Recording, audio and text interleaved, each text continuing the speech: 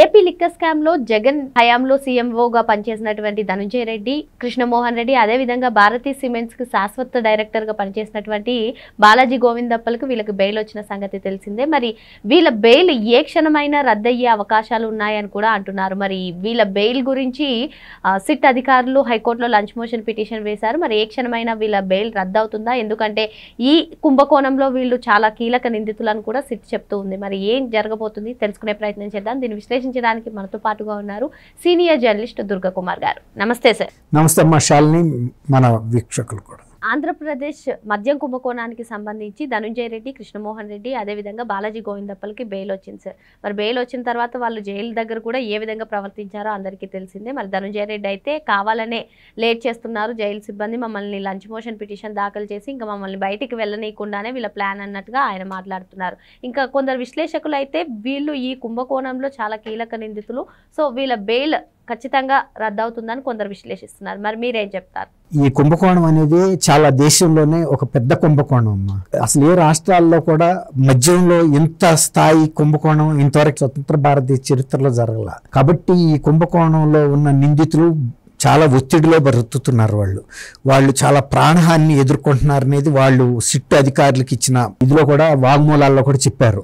ఒకవేళ కనుక ఇందులో కనుక మేము కీలకమైన అంశాలు అంటే ఆఖరి లబ్ధిదారు ఎవరో కనుక మేము మీతో చెప్తే కనుక మాకు జీవితంలో అదే ఆఖరి రోజు అవుతుంది అని, అంటే ఎంత ప్రాణభయంతో వాళ్ళు ఆ జైళ్ళల్లో గడుపుతున్నారు, సిట్ అధికారుల ముందు విచారణకు హాజరవుతున్నారో మనకు అర్థమవుతుంది. ఎందుకంటే మనం వివేకానంద రెడ్డి గారి హత్య కేసులో కూడా చూసాం. అనేక మంది సాక్షులు కేసుతో సంబంధం ఉన్న వాళ్ళు అకాల మరణం, ఆకస్మిక మరణం పొంది అనుమానాస్పద మరణాలు జరిగినాయి. దాంతో ఈవెన్ సుప్రీంకోర్టు ముందు కూడా సిబిఐ ఆ అంశాన్ని కూడా ప్రస్తావించింది. అందువల్ల కొన్నిసార్లు కొన్ని బెయిళ్లు రద్దు అవ్వటం కూడా జరిగింది. ప్రతి కేసు అంశంలోనూ సుప్రీంకోర్టు చాలా సునిశ్చితంగా అబ్జర్వ్ చేస్తుంది. సిబిఐ ఉద్దేశాలను కూడా అది కూడా సిబిఐ విచారణ జరిగింది. అట్లాగే ఇక్కడ ఈ కేసులో సిట్టు ముందుకు వచ్చిన వీళ్ళందరూ కూడా మాకు చాలా ప్రాణహాని ఉంది కాబట్టి మేము ఎట్టి పరిస్థితుల్లో మీకు కొన్ని అంశాలు చెప్పలేమనేసి చెప్తున్నారు. అక్కడికి కూడా చాలా వరకు ముందుకు వెళ్ళింది ఈ అంశం. ఇప్పుడు ఏంటంటే మీరు చెప్పారు కృష్ణమోహన్ రెడ్డి, ధనంజయ రెడ్డి, బాలాజీ గోవిందప్ప మీరు అన్నట్టు భారతీ సిమెంట్స్లో పర్మనెంట్ డైరెక్టర్ అంటే వాళ్ళకి అంతర్గతంగా అతను ఆడిటర్ కూడా అనుకుంటాను. దాంతో ఏంటంటే అతన్ని ఈ కుంభకోణాలకి ఆర్కిటెక్ట్గా కూడా మనం చెప్పొచ్చు. ఎక్కువగా ఈ ప్లానింగ్ అంతా చేసింది, డబ్బుల్ని ఛానలైజ్ చేసింది, ఛానలైజ్ కలెక్ట్ అయిన డబ్బుల్ని మళ్ళీ ఎక్కడెక్కడికి పంపాలో అనేది అతను చూశాడు. ఎన్నికల ఖర్చులకు ఎట్లా పంపాలి, పెట్టుబడుల రూపంలో ఎలా పంపాలి, ఏ రూపాల్లో పెట్టుబడుల్లోకి పంపాలి అనేది డిస్పర్స్ చేయటం అనేది చాలా క్లిష్టమైన అంశం. అతను ఆడిటర్ కాబట్టి చేయగలిగాడు. అయితే నిన్న వాళ్ళకి సిబిఐ కోర్టులో బెయిల్ వచ్చింది. బెయిల్ వచ్చినప్పటికీ బెయిల్ ఆదేశాలు జైలు అధికారులకు అందాలి. జైలు అధికారులకి రిటర్న్గా అందిన తర్వాత మాత్రమే ఎక్కడైనా కూడా రిలీజ్ చేస్తారు, వాళ్ళు ఎంత పెద్ద నాయకులైనా కూడా. ఎందుకనంటే బై వైర్ కూడా పంపుతాయి హైకోర్టు లాంటి కేసెస్లో. వైర్ పంపినా కూడా కొన్ని ఫార్మాలిటీస్ పూర్తి అవ్వటానికి కొన్ని గంటలు అయితే పడుతుంది. తర్వాత ఇంకోటి ఏంటంటే ఈ ఫార్మాలిటీస్ పూర్తి అయ్యేలోగా చీకటి పడిపోతే గనక జైల్ మాన్యువల్ ప్రకారం, బ్రిటిష్ జైల్ మాన్యువల్ ఇదంతా మనం ఫాలో అవుతున్నది. ఒకవేళ చీకటి పడిపోతే దాయిలు కానీ నేరస్తులు కానీ ఆ టైంలో వదలకూడదు. ఎందుకంటే అది వాళ్ళకి ప్రత్యర్థులు ప్రాణహాని తలపెట్టే ఇది అవకాశం ఉంటుంది. కాబట్టి మళ్ళీ తెల్లారే వరకు ఉంచుతారు. తెల్లారిన తర్వాత పట్టపగలు మాత్రమే వదులుతారు. ఇలాంటి సందర్భాల్లో నిన్న విచిత్రంగా ప్రవర్తించారు. ధనంజయ రెడ్డి అయితే ఆయన ఒక ఐఏఎస్ అధికారి అయ్యుండి మమ్మల్ని కావాలని వేధించడం కోసం డిలే చేస్తున్నారని మాట్లాడాడు. మరి ఆయన కోసం వచ్చిన గతంలో వైఎస్ఆర్సీపీ మంత్రులు, ఎమ్మెల్యేలు గంటల తరబడి పొద్దున వచ్చిన వాళ్ళు చీకటి పడిపోయినా కూడా వెళ్ళలేని పరిస్థితి. ఆయన రాజా ఎక్స్ఎమ్మెల్యే రాజానగరం అతను ఆయన కూడా చెప్పాడు, మేము ఆయన గడప దగ్గర పడిగాపులతోనే మా జీవితం వెళ్ళిపోయింది, మేము నియోజకవర్గాల్లో జక్కంపూడి రాజా చెప్పాడు. అలాంటి అనేక మందికి జరిగినాయి. తర్వాత ఈవెన్ బాలిని అని శ్రీనివాస్ రెడ్డి లాంటి జగన్మోహన్ రెడ్డి గారు బంధువే చెప్పాడు. మరి ఆ రోజున ఆయనకి అంత మాత్రం స్పృహ లేదా? లోన కూర్చుని వచ్చిన వాళ్ళు ఎమ్మెల్యేస్ వీళ్ళు నా దగ్గరే కూర్చుంటే నియోజకవర్గంలోకి ఎప్పుడు వెళ్తారు, జనాలకు కలవాలి పనులు, వాళ్ళు వచ్చిందన్న వాళ్ళ సొంత పనుల కోసం వచ్చారా, అధికారిక పనుల కోసం? జగన్మోహన్ రెడ్డి గారు కలవకుండా నీ దగ్గర పంపుతున్న విషయం నీకు తెలుసు. కనీసం నువ్వు ఒక ఐఏఎస్ అధికారి మాత్రమే గబాలన వాళ్ళ పని చేసి డిస్పోజ్ చేయాలి కదా, హియరింగ్ ఇచ్చి. నువ్వు చేయకపోతే వెళ్ళిపో తర్వాత మాట, కనీసం నీ ముందు వాళ్ళు ఆ వింత పత్రాలు ఏమన్నా సమస్యలో చెప్పేసి వెళ్ళిపోతారు కదా. అట్లాగే జైలు మాన్యువల్ ప్రకారం వాళ్ళకి రావాల్సిన లిఖితపూర్వకమైన ఇది రావాలి కదా కోర్టు నుంచి. తర్వాత నిన్నైతే బాలాజీ గోవిందప్ప అయితే అంత మెచ్యూర్ పర్సన్, మరి ఇంత పెద్ద స్కాండల్ నడిపిన ఆయన తల గోడకేసి కొట్టుకున్నాడంటే వాళ్ళు ఎంత ఫ్రస్ట్రేషన్లో ఉన్నారు.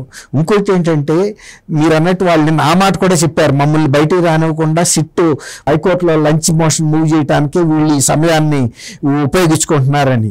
వాళ్ళు అక్కడి నుంచి లిఖితపూర్వక ఆదేశాల కోసం చూస్తారు. అట్లాగే సిట్ అధికారులు ఇంత పెద్ద కుంభకోణంలో ఇంత పెద్ద నిందితులు బయటకు వెళ్తే ఇతర సహ నిందితుల్ని కానీ ఈ సాక్ష్యాలను కానీ ప్రభావితం చేస్తారు, చెరిపేస్తారు, తుడిచేస్తారు అన్న భయంకి వాళ్ళు కూడా మళ్ళీ హైకోర్టులో లంచ్ మోషన్ మూవ్ చేస్తారు.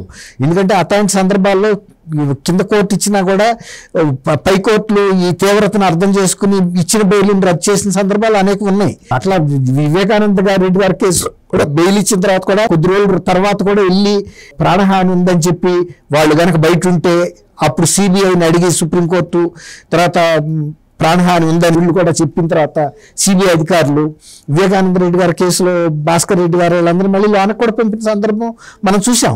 కాబట్టి ఈ కేసులో ఉన్న తీవ్రత దృష్ట్యా వాళ్ళు ఒక రకమైనటువంటి భయంతో బతుకుతున్నారు. అసలు ఈ కేసు నిజంగా కనుక వాళ్ళందరికీ బెయిల్ వస్తే విచారణ అయ్యే లోపల వీళ్ళందరూ క్షేమంగా ఉంటారా అనేది చాలా అనుమానాలు ఉన్నాయి. వైఎస్ఆర్సీపీ పార్టీలో కూడా చాలా మందికి ఈ కేసులో తీవ్రతను చూసిన తర్వాత వాళ్ళలో కూడా అనుమానాలు వ్యక్తం అవుతున్నాయి.